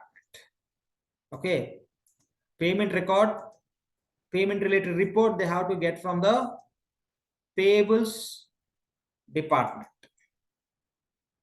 One sec. Here, let me take this. Yeah. So they have to communicate. Payables department will send this payment information to Treasury Department. All the payments which are processed by payables department, that information they will pass to payables, treasury department. Payables department is reporting to treasury department about the payments which they processed. Payables department is reporting to treasury department what are the payments are processed by that department, so that treasury department can use that payment information for reconciliation purpose. And again, treasury department will give some update to the payables department in terms of system process that we'll discuss when we are in the system. You understand this is also applicable. Okay, so there will be two-way communication as per system. Okay, so normal business also there will be communication between as per system. How it would be, we'll see. Okay, or else you can take one way, nothing wrong. You can understand when we are working on the system, but make a note. Remember, one-way communication. Simply as of now, you take as per this communication process, right? So payables department will report to treasury department about what are the payments they processed. So based on that information, payables treasury department can perform the bank statement reconciliation. Done. Now, what else? And another point. Other point here is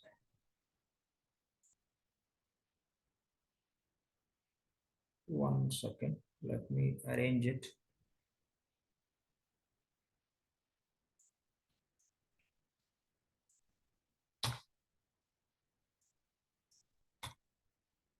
This is clear. You take a note also. Now,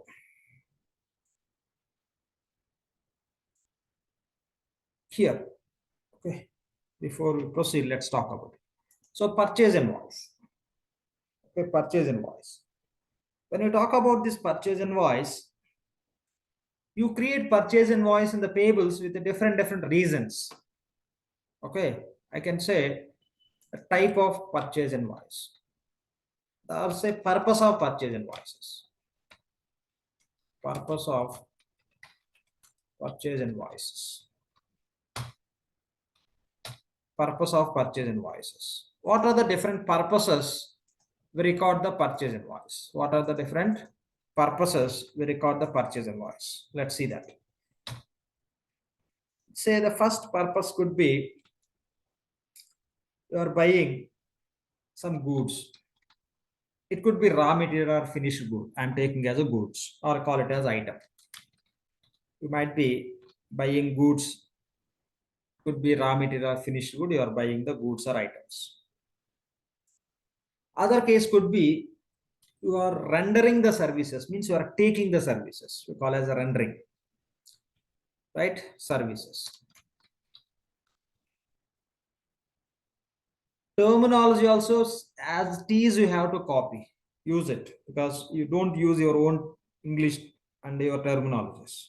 Okay, so I'm saying we render the services. Don't say we take the services, say rendering services. So, or we may render the services. For that we have to pay to the supplier. For that we may create the purchase invoice. Sometimes as an organization you may purchase or call as a procure.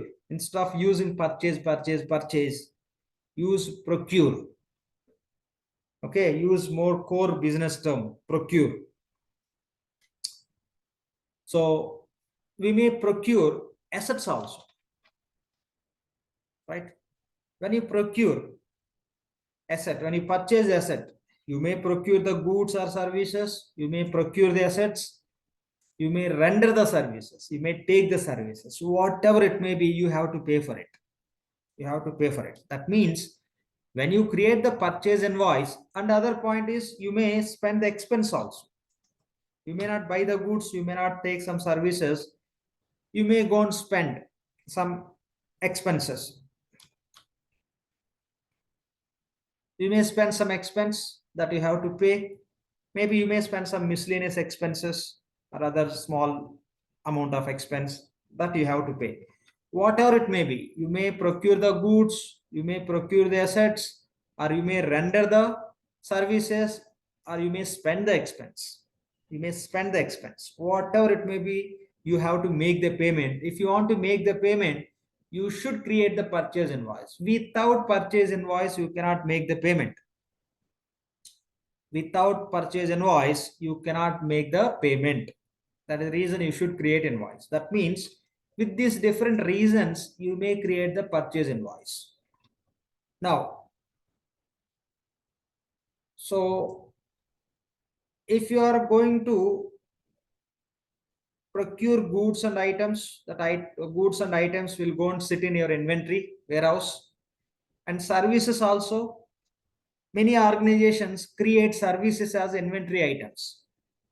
Some companies, they don't create services as items in their warehouse. That's up to them.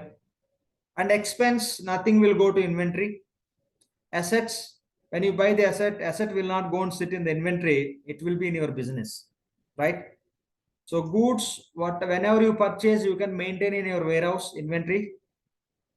And services, some companies, services also, they create each and every service what they render from their suppliers, or the services what they provide to their customers, they create as items within the inventory. Some companies, they don't do that. Some companies, they do it. So accordingly it will work. And if it is expenses, nothing will go. When you spend expense, nothing will come to inventory.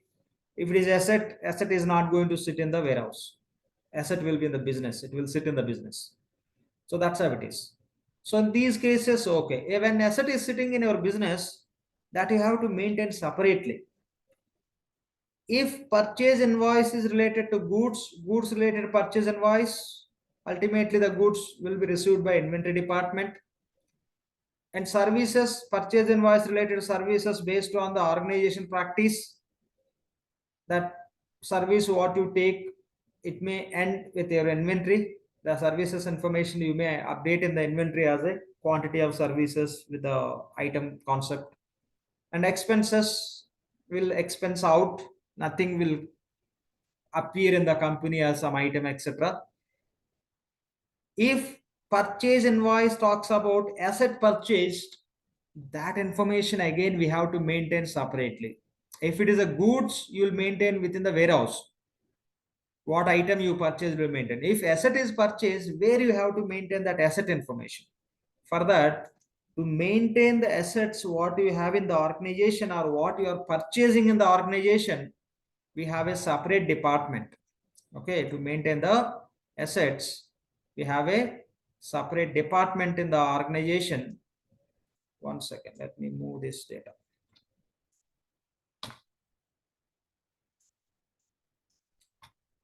Okay, whenever you purchase the assets, to maintain that asset related information, you may purchase or you may have assets already, whatever it may be, to maintain the assets.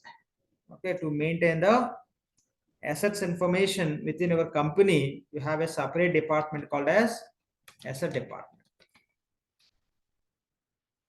Have a separate department called as asset department.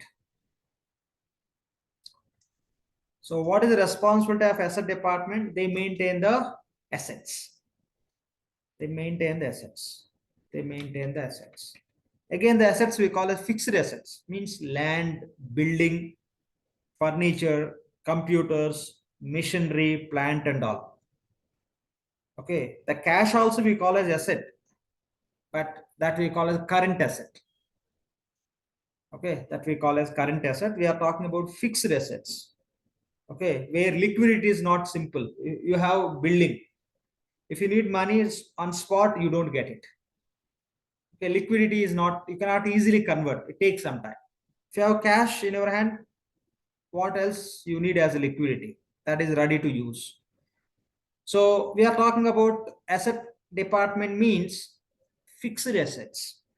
Okay, you have to understand asset department is fixed assets department. So means land, building, furniture, vehicles, plant, machinery. These all we call as fixed assets. So asset department responsibility is they maintain the assets. Their responsibility is whatever the assets they have in the company, they maintain. And say, for example, you have one of the asset called as car. For company, it's a company car. You spent 15 lakh to buy the car this year to use for company. It is one of the company asset. It is one of the company fixed assets. Fixed asset. Now you bought this car today. As per your books, you write this asset information in the asset department. So and so car, the worth is or the value is 15 lakhs. You will write today.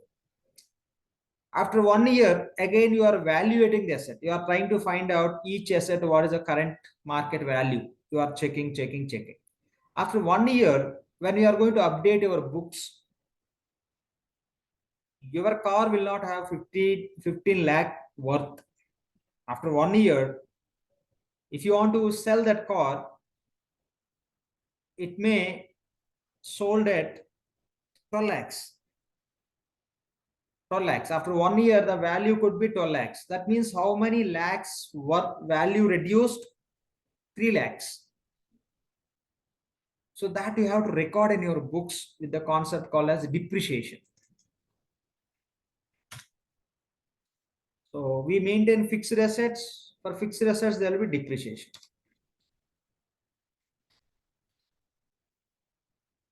So for every asset, you have building. The building worth as of now 100 CR. Next year, maybe 90 CR. After 2 years, maybe 80 CR. The value will be reduced. But if you look at asset called as land, for that there would be appreciation. You have a land, the worth is 25 CR today. Next year it may turn into 30 CR. By second year it may become 50 CR also. In case of land, appreciation would be there. Mostly for rest of all the assets, there will be depreciation. Depreciation means when the value will get reduced, the asset value, the asset current value, whatever the current value we have, that value will come down over the period of the time. How much your asset value is being reduced, that you have to record in your books as depreciation. As depreciation. So that we have to do as a part of asset department. These are the primary activities. Yes, in the asset department, so you may retire the assets, etc., etc. That's a different story. When we are working on the relevant application, we'll focus more, but we are talking about primary activities. What asset department is doing? They are maintaining all the assets and they are calculating the depreciation based on the what is the current value and how much value need to be reduced since the asset is been being used or time is passing with various reasons. So they have to reduce the asset value, that we are calling as depreciation. Who has to look after this? Maintaining the fixed assets and calculating the depreciation. The responsibility should be taken care by asset department. Now, when you buy the new asset in the organization, payables department, who has to buy? Purchasing department. Who has to identify? Say, for example, we want to buy the new building for our office purpose. To run our office, we are starting one more branch in the new city. There we need one office. Now, you cannot go and check within your warehouse department for building, right? So sourcing department has to identify from which builder we have to buy the building, which location, what is the requirement. This all they'll look into that parameters. Accordingly, they'll take the decisions. They'll find out the prospective builders. Here, suppliers are nothing but builders. Builders we call as suppliers. They are going to supply the building for us, right? So they'll find out the prospect builders. They do the negotiations. Finally, they'll choose few and they go with the quotation process for that building. And they'll get the quotations. They'll finalize. They choose. Then they'll inform to the purchasing department, hey, we identified so and so builder from whom we can buy the building for our office purpose. and you raise purchase order, get approvals, and send purchase order to that builder, then we can complete the formalities of asset registration.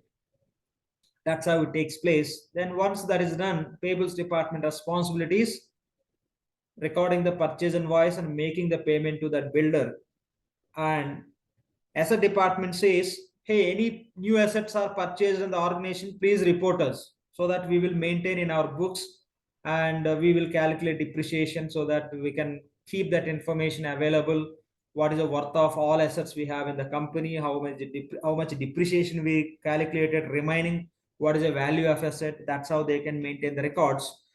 So if purchase invoice is related to asset purchase, payables department will send that information to asset department. That's what we have to understand. Every purchase invoice information we are not sending to asset department. Remember, if purchase invoice is related to goods, we don't send to asset department. If purchase invoice related to services, we don't send. If purchase invoice related to expense purchases, no. If purchase invoices belongs to asset related purchase, that asset related purchase invoice information, payables department will report to asset department based on asset purchase invoice information. Payables department, asset department will create asset. Here, only payments information. Okay, only payments information payables department will pass to treasury department or cash department. Here payables department will report what information? Asset purchase invoices information. You have to understand, we should be clear about it. We should be clear about it. That's how it is. So in payables department, purchase invoices we are recording based on the purchase orders and receipt information, GRN information. Accordingly, we'll make the payment. If this purchase invoice information is related to asset purchase, then that information goes to asset department. Every payment information should goes to treasury department for bank statement reconciliation purpose. Now done. Now, this is how the current story. Now, if you want to prepare any reports, going to inventory department and collecting how much stock is available, going to purchasing department collecting relevant data, and going to treasury how much cash balances we have, going to payables department how many purchase invoices, payments, and asset department how much asset value you have, how much depreciation you calculated, at all going here and there and preparing reports impossible. You can prepare the reports in payables department related to invoices and payments. If you want to prepare any report related to cash, you have to be in the cash department. If you want to prepare report related to assets, you have to be in the asset department. But by sitting in one place, you cannot prepare great reports where the report need data from different departments. That is not possible. For that reason, as per company, if you look at companies, there will be a set of people. What they will do is they collect the data from the different departments and they'll prepare the reports. So that department, reality, you may not see that as a department in the company, but for our understanding, you can take it. That's how we'll correlate with our application also later. Okay. So to collect the data from all these departments, to prepare the reports, to prepare the consolidated reports as required, it could be financial reports or any reports, there will be separate department called as general department or common department. This you may not smell in the companies, you may not see this department, but you will see some people. There will be a few guys in the organization, what their responsibility is always, they'll pull the data from different departments, they'll get the reports from different departments, and they produce the consolidated reports. So you can call it as general department. You can call it as general department. You can call it as general department. So in this general department, what they do is they collect the data from all the departments. Okay. They collect the data from all the departments, but I'm not going to use the arrow mark from all the departments to this department. I'm just connecting payables with this. That means you have to understand all are already connected. Everything will come to here. It's like you have to connect inventory to the general department, treasury to this department, asset department, everything we have to connect, but I'm not connecting, but you have to understand from all the department, this general department, or you can say common department, collect the data, and what they do, they'll prepare the financial reports. They'll prepare the financial reports. They'll prepare the financial reports.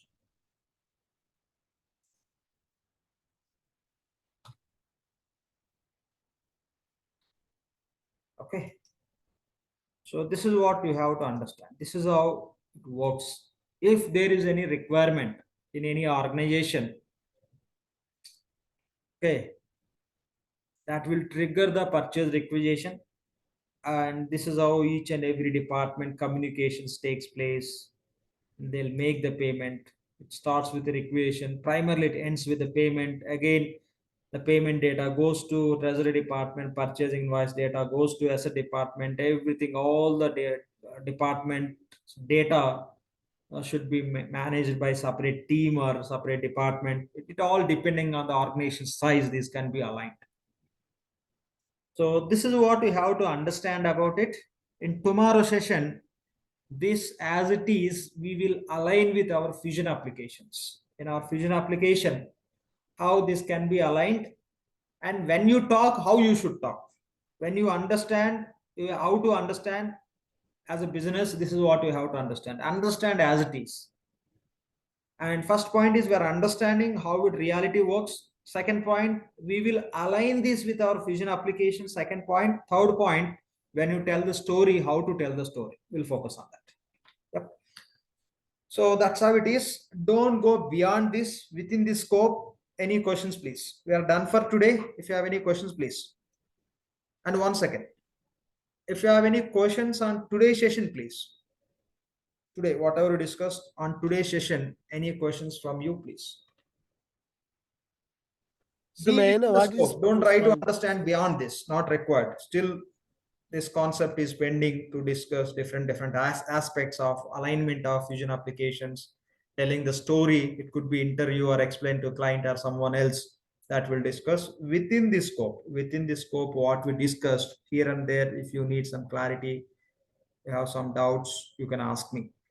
So for inventory department, like we have purchase return. So after this process, there are further process to like good received note so that the invoices can be raised accordingly.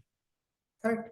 Already just I took the example. One rejected means when you create the purchase invoice here, so you will check with the purchase order 100 quantity. Here it will be 99 quantity. You will create invoice with the 99 quantity. Okay. Yeah, but the sequence, I mean. No. I'll tell you if you want to go deeper in that. Yeah. See, two cases. I explained one case that is pretty clear. See, purchase order for 100 quantity. Okay. Goods received 99 100 quantity. You rejected one. You return. Now you are recording invoice. Invoice you have to record for how much quantity? 99 only. Right. Let's take another case. You place a purchase order for 100 quantity and you received GRN. You recorded GRN with 100 quantity. You created invoices also for 100 quantity. Later you identified one quantity damaged. Already you have invoice with 100 quantity in the payables department, right? Right. Yeah, 100 quantity. Now After creating invoice in the payables department, inventory department initiated purchase returns. Then you should reduce that one quantity price from this purchase invoice, right? Okay. Yeah. Right. There Got we it. do the small Yeah. correction that you will learn. Okay. Yeah. Got it. Now you have to understand that is the reason I Yeah, took that example, right?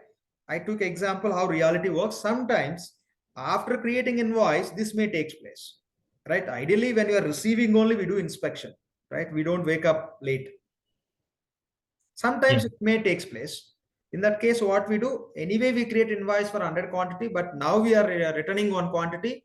Let's correct that invoice with one quantity. Invoice for 100 quantity, reduce one quantity, pay remaining up. Sir, is that called the debit memo? I don't talk about it. I don't talk about system. Okay. Yeah. Okay. Clear, sir. Clear.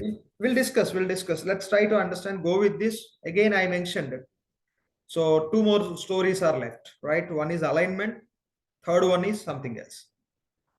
We'll discuss. Okay, since you raised that point, yes. Same we call. Because if I talk that memo, this memo, for other people will get different memos also. Yeah, yeah, yeah. No, Right? noted. Thank you. Yeah. True, Yeah. right? True, true. Yeah, yeah. Yeah. Sir, may I know what is this end-to-end process called? So I have missed the first couple of minutes. I didn't say anything. We didn't name anything. If you want, if Okay. company wants to buy something, what process they follow, we are discussing. Okay. Before that, as an individual, if you want to buy something, what we follow, we discuss. Say you are Okay. doing Oracle Fusion Financial course. Okay, you need laptop, what you do, the complete story we discussed. The same way, if company wants to buy something, what process they follow, which departments are involved, we are trying to understand. Yeah, got it. Any questions on today's session, please? Okay, no questions. If no questions on today's session, any questions from previous classes?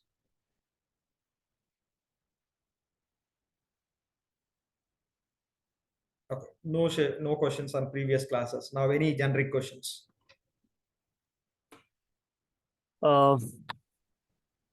Lakshman, so I mean, just a request. I mean, I do have made a note of the sessions, but somehow I can't read my own handwriting at times.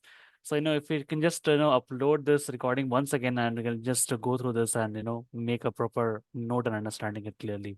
Yes, It's yes. very helpful because I've I'll been, do if that. I, You can expect in 10 minutes. yeah, I am not able to read my own notes somehow.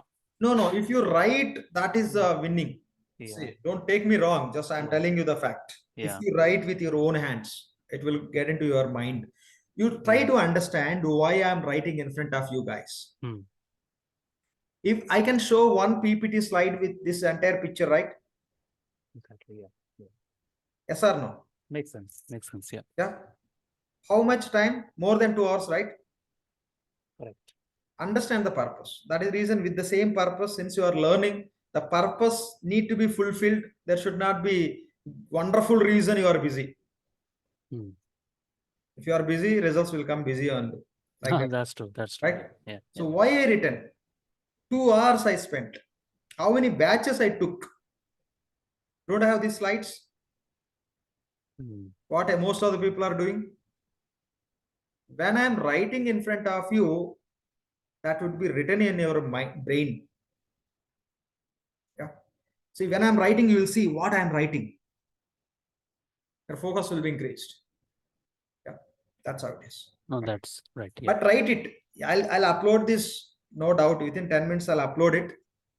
But if you are really learning, if you want to learn this completely, you have to write. You should have a notebook, and you have to write it with your own hands. You have to draw in that notebook. You should have a history track record as you written this after some time. You won't believe, so like Lakshman, like I have written the last session 3 times on my notebook, just for my understanding. Not required. Yeah. That is a bad practice. Okay. You ask me which is the best. I'll tell you, since I've been into this teaching, I can tell you. Why to write 3 times? Read 3 times if required, not writing. Write Okay. 1 time. Okay. Read 100 times if required. Yeah, writing 3 times not required. 1 time is enough. And again, I'm suggesting, write how you can write. Again, don't plan now. During the class, you write kind of draft. Later, you'll write final note. No. bad practice. What you write is that's the best. Right? Noted. That's how it is. Yeah, follow those. That may help you. You can save your time also. Again, already you are telling you are busy, right? If you are going with a random practice approaches, that may not help you. Any other questions from anyone, please? Sir, yeah, please go ahead. All right. I just want to ask one question quickly regarding purchases that involves maintenance and warranties. Will those goes to the asset department from the payables department? That information. See, asset information only goes to asset department. And rest, whatever you are doing, sales and all that activities goes to say receivables department. Yeah. That's how you just wait. Just that process also you'll see, you'll get complete understanding. Okay. Thank Now you. just be within this. Be within this. Yeah. Other questions, please.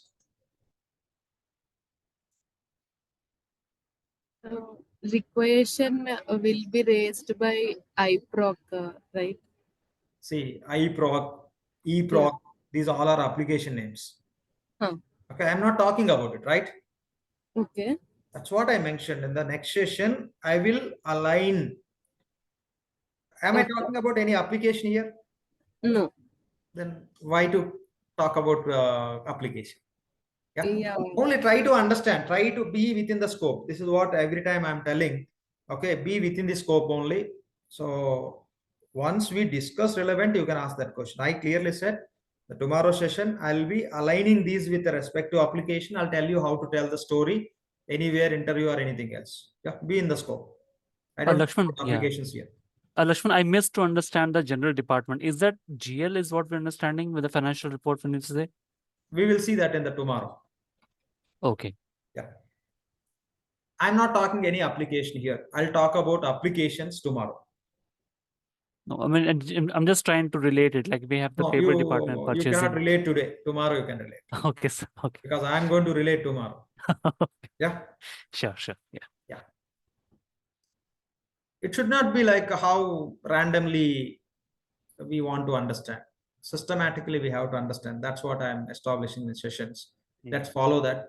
It may be a little pain for a few people, but please wait for some time. You'll understand everything, how really we need. Don't worry. Don't forecast anything now. Not required. Wait.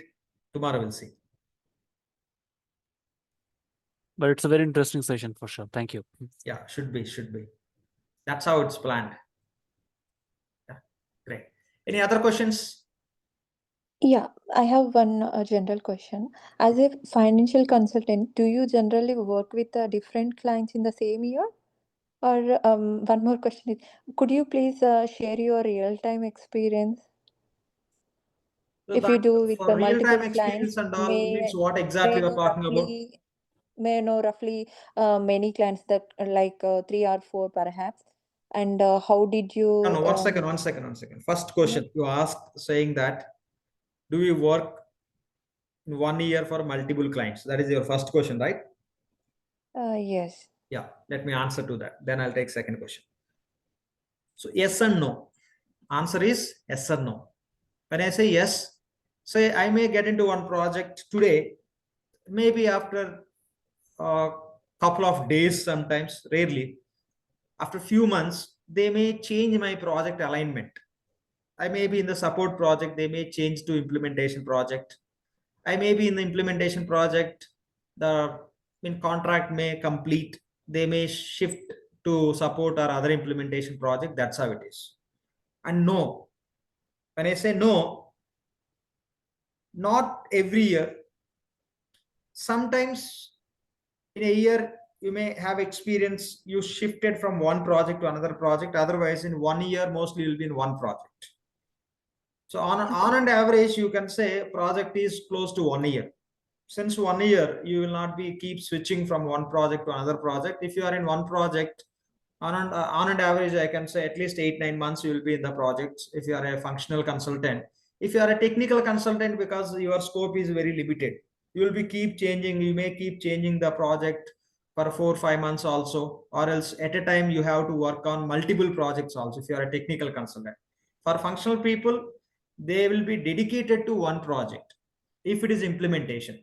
If it is support project, if it is a support project, sometimes you will be working at a time for multiple support projects also. Their issues should be less. If issues are less, so those issues we call as the tickets. Each issue what client will get, what we resolve, we call as tickets. If ticket size is less, at a time they may align you to multiple projects. Anyway, you will be resolving the tickets, no need to worry about how many clients.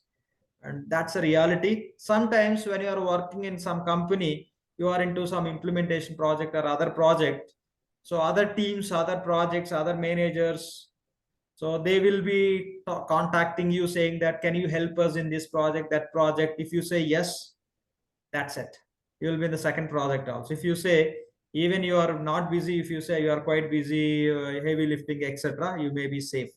All again your interest, right? Your flexibility, many things. This is how it is by default. In a 1 year, do we work for multiple projects? Answer is no. When I say yes, it can be created also. That's how it is. Got the answer for first question? Yeah, almost Second all question, my please. questions are clarified. Yeah. Okay, great. Next And question. could you please share some tips on how you balance your work in real time? Many things we discussed in the 100% job guarantee program, but unfortunately not in these sessions. But I'll talk. No worries. Yeah. Yeah, tell me, like, now you want me to say something or later you want? I'm asking you. Yeah. Yeah, if you want, if you have time, yeah, please. I have time all the time. Yeah. That is the reason I'm running luxury classes. Tell me, what tips? Like real-time experience. That is not called as a tip, right?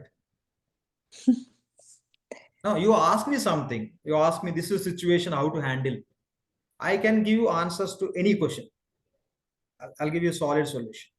Ask anything related to Yeah. this work. Okay. Yeah, I will ask you later because I don't have much awareness of this application right away. See, initially focus on this learning. Yeah. Okay. Don't go with the something else. Just now, what is in front of you, which can make you powerful is skill set. Okay. Just focus on it. All those, if you have a questions, just make a note and write it. Later we can see. Now focus on this. Once this is done, rest are that is a rest only, small things. Yeah. Okay, Lakshmi. Thank Yeah. you. Any other questions from anyone, please? Any questions from anyone?